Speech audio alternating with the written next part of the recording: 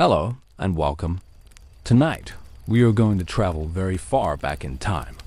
Long before cities, long before farms, long before written history. We are going back tens of thousands of years into the ancient world of early humans. This period is often called the Paleolithic Age or the Old Stone Age. It was a time when humans lived directly from the land. They hunted animals. They gathered plants. They moved with the seasons. There were no permanent towns, no roads, no machines. Only forests, rivers, mountains, and wide open landscapes. And within this vast natural world lived small groups of people who survived through cooperation, skill, and knowledge passed down through generations. Many people today imagine cavemen as primitive or unintelligent, but the reality was far more complex. Early humans were incredibly adaptable. They understood the land around them in ways that modern people rarely experience. They could read the movement of animals. They recognized edible plants hidden among thousands of others. They knew how to build tools, control fire, and survive in harsh environments. Their lives were physically demanding, but they were also deeply connected to nature. To understand this world, it helps to imagine a single day in the life of one of these early communities. A small band of people living together near a cave at the edge of a dense forest. The sun has not yet risen. The world is quiet, and inside the cave, the first movements of the day begin. The cave is dark except for the faint glow of a fire that burns through the night. Small embers glow softly beneath a layer of ash. The air carries the smell of smoke and warm stone. Around the cave chamber, several people sleep on beds made from grass, leaves, and animal skins. These sleeping spaces are simple, but carefully arranged. Animal hides provide insulation from the cold ground. Dried grasses create a softer surface. The cave itself provides protection from wind, rain, and snow. Shelter is one of the most important parts of survival. Without it, even a mild change in weather could become dangerous. Gradually, one of the adults wakes. The cold morning air is the first thing they notice. Even inside the cave, the temperature can drop during the night. They sit up slowly and look toward the fire. The embers are still glowing. That is good. Keeping a fire alive overnight is extremely important. Starting a fire from nothing can take a long time and requires dry materials and patience. So these early communities always tried to preserve their fire whenever possible. The person moves closer to the fire pit. Carefully, they add a few small twigs to the embers. Then they blow gently. A small flame appears. Slowly, the fire grows again. Soon, warm light fills the cave. Shadows flicker across the stone walls, and the quiet morning begins. One by one, the others wake. Children stir beneath their blankets. A baby lets out a small cry. Someone stretches tired muscles after a long night of sleep. Life in this ancient world required constant physical effort. Every day involved walking, climbing, carrying, and working with the hands. The human body adapted to this lifestyle. People in these communities were often strong and resilient. Their survival depended on it. As the fire grows stronger, the warmth spreads through the cave. The group begins preparing for the day. Morning meals are usually small. Food must always be managed carefully. Nothing is wasted. If the previous day's hunt was successful, there may be some leftover cooked meat. Otherwise, the morning meal may consist of nuts, berries, or dried plants gathered earlier. Today, there are small strips of dried venison remaining from yesterday's hunt. The meat is warmed near the fire. The smell spreads through the cave, waking the last few sleepers.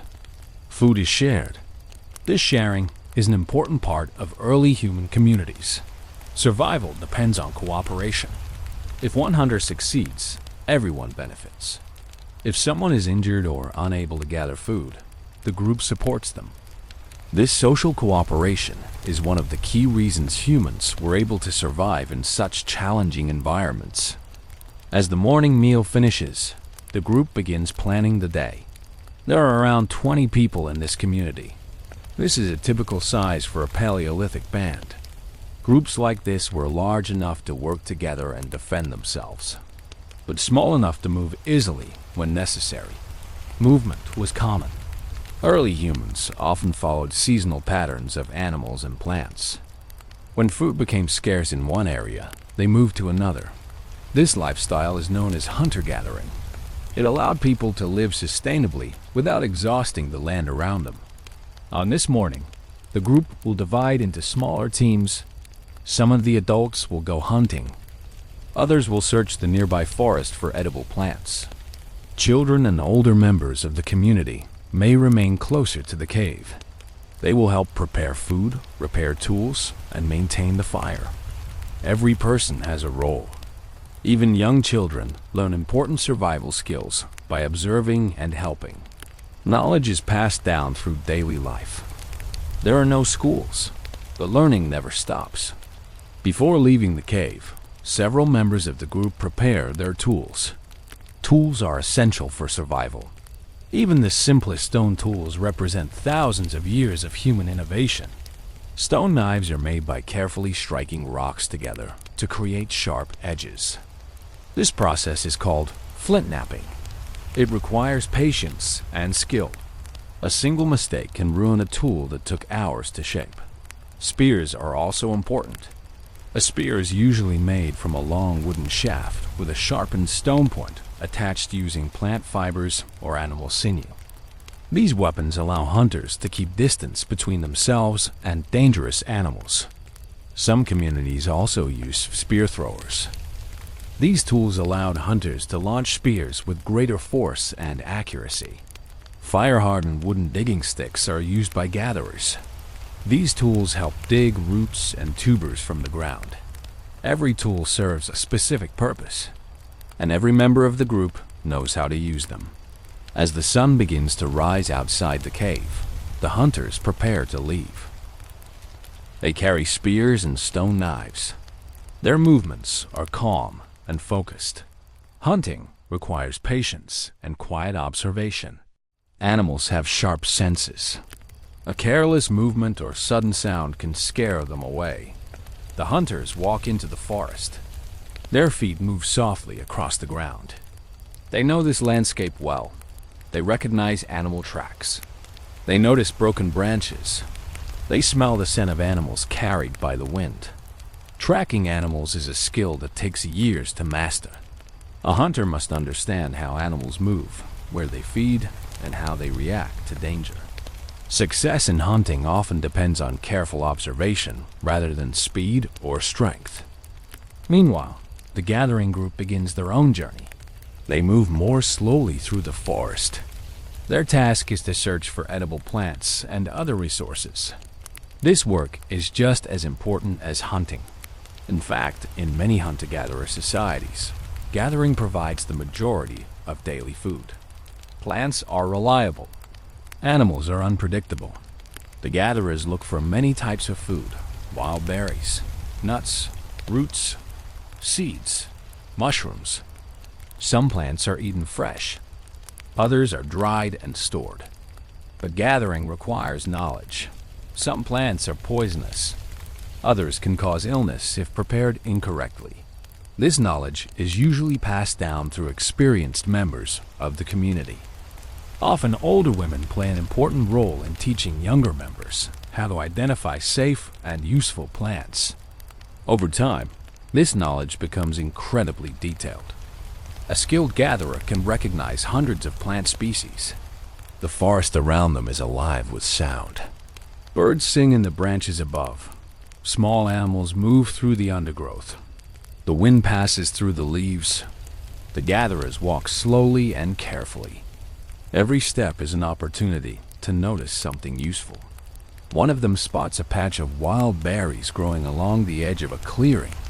They kneel and begin collecting them into small woven baskets. The berries are sweet and full of energy. Nearby, someone else finds edible mushrooms growing on a fallen log. They are carefully removed and placed into a leather pouch.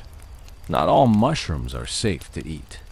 but experienced gatherers know how to recognize the edible varieties. This careful observation allows the community to make full use of the resources around them. By midday, both groups pause to rest. The hunters may sit quietly near a stream, watching for animals that come to drink. The gatherers may rest in the shade of tall trees. Food gathered during the morning becomes a simple meal. Nuts are cracked open. Berries are shared. Water from nearby streams provides refreshment. These quiet moments of rest are important. The day is long. Energy must be conserved, and the natural world moves at its own pace. Patience is often the most valuable skill of all. The afternoon will continue with more searching, more walking, and more observation. Sometimes the hunters will succeed. Sometimes they will return empty-handed. But every day adds to the knowledge and experience of the group. And slowly, over thousands of years, this knowledge helped shape the human story. As the afternoon slowly fades, the energy of the day begins to soften. The hunters return first. From a distance, members of the group can already hear footsteps approaching over the uneven ground. Sometimes the hunters carry meat from a successful hunt. Other times they return empty-handed, their efforts unsuccessful but their determination unchanged. Hunting is never guaranteed. Some days provide plenty. Other days provide nothing at all. This uncertainty is simply part of life. When food is brought back, the entire group gathers. The animal is carefully prepared. Stone tools slice through hide and muscle with practiced precision. Nothing is wasted. Meat is divided among the group. Bones may later be broken to reach the rich marrow inside. The hide can be used for clothing or bedding. Even smaller pieces may be saved for tools. This careful use of resources is essential for survival. Meanwhile, those who spent the day gathering return as well. Their baskets may hold berries, nuts, roots, or edible plants. Sometimes they bring eggs found hidden among rocks or grass. Each contribution matters. Life in a Paleolithic group is not about individual success. It is about cooperation.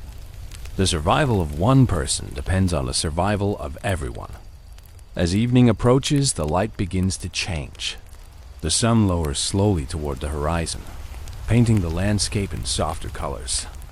Long shadows stretch across the ground. The air cools. Inside the cave or shelter, preparations begin for the night. Fire becomes the center of activity. Small branches are added carefully to keep the flames alive. The crackling sound of burning wood fills the quiet space. Fire provides warmth, especially as the night air grows colder. It also provides safety. Many predators are reluctant to approach a bright flame. But perhaps just as important, fire creates a place for people to gather. The glow of the fire illuminates faces. Shadows move along the cave walls. It is here, around the fire, that the group becomes something more than individuals surviving together. They become a community. Food is cooked slowly over the flames. Meat may be roasted on sticks or placed directly on hot stones. The smell of cooking fills the air. This is one of the quiet rewards of the day. Eating together strengthens the bonds of the group. Food is shared carefully so that everyone receives enough. For children, this time is often filled with curiosity. They watch the adults closely. Every action becomes a lesson. A child observing the preparation of meat learns where to cut. A child watching tool repair learns how stone flakes are shaped. These small moments are how knowledge passes from one generation to the next. There are no written instructions, no formal teaching, only observation, imitation, and patience. As darkness slowly spreads across the landscape, the group settles into a calmer rhythm. The day's hard work has ended. Now comes a quieter time. Some members of the group continue repairing tools near the firelight. Others prepare clothing or adjust simple shelters made from branches and animal hides. Children grow tired and rest close to their parents. The sounds of the outside world change. Daytime birds disappear. Insects begin their steady chorus. Distant animals call across the darkness. Night in the Paleolithic world is both peaceful and uncertain. Without artificial light, the darkness beyond the fire is deep and mysterious. Yet the fire creates a small circle of safety. This is also the time when stories may be shared. Human storytelling is far older than written language. Even in these early communities, people likely told stories about past hunts, dangerous encounters, or memorable journeys. Stories help explain the world. They help people remember important lessons. A tale about a difficult hunt might teach younger members about patience. A story about a dangerous animal might remind everyone to remain cautious. But stories also serve another purpose. They bring people together. Listening to a story around a fire, surrounded by familiar faces, creates a sense of belonging. In many ways, this simple tradition is one of the earliest forms of culture. While the group rests, someone usually remains alert. Night can bring danger. Predators such as large cats, wolves, or hyenas roam in the darkness searching for food. The fire often keeps them at a distance, but caution is always necessary. A watchful individual may sit near the entrance of the shelter, listening carefully to the sounds of the night.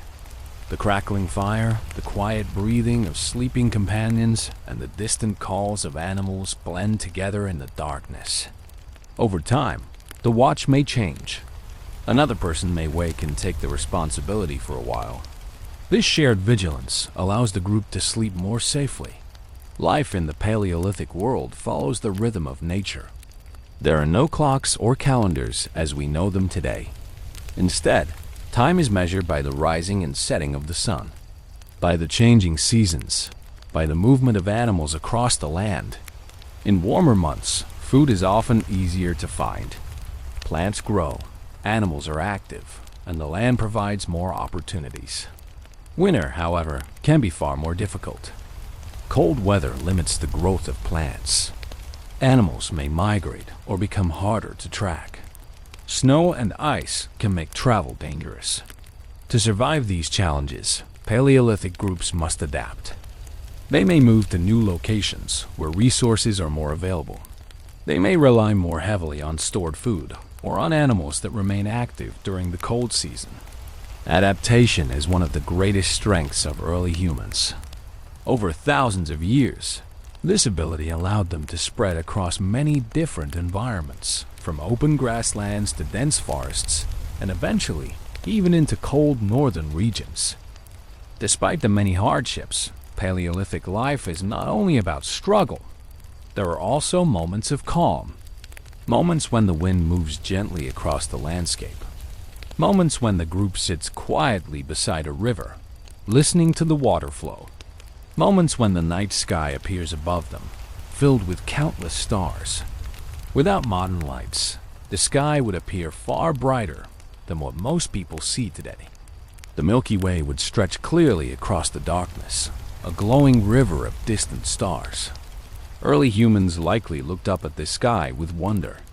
They may not have understood the science behind the stars, but they certainly experienced the same sense of curiosity that humans feel today. Over many generations, small traditions and behaviors develop within each group. Certain tools may be shaped in slightly different ways. Certain hunting methods may be favored.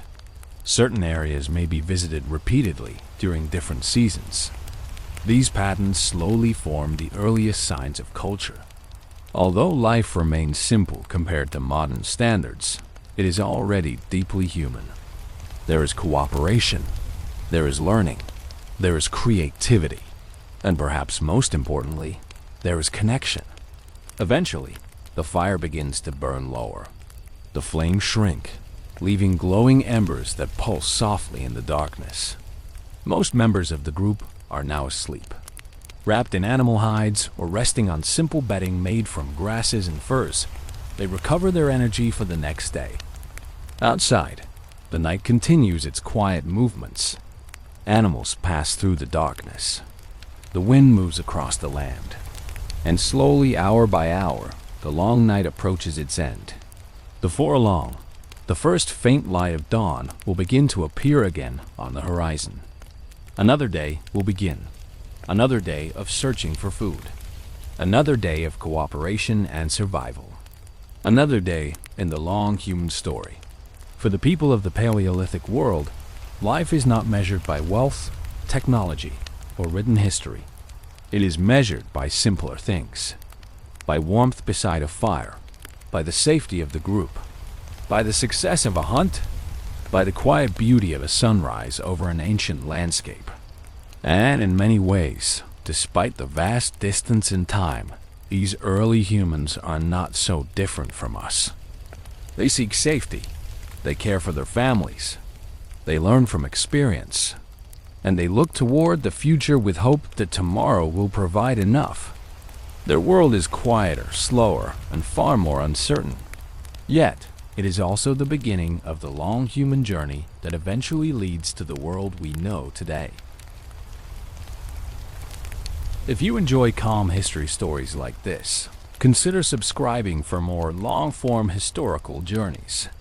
New videos explore different periods of human history in a peaceful and immersive way. Sleep well and enjoy the story.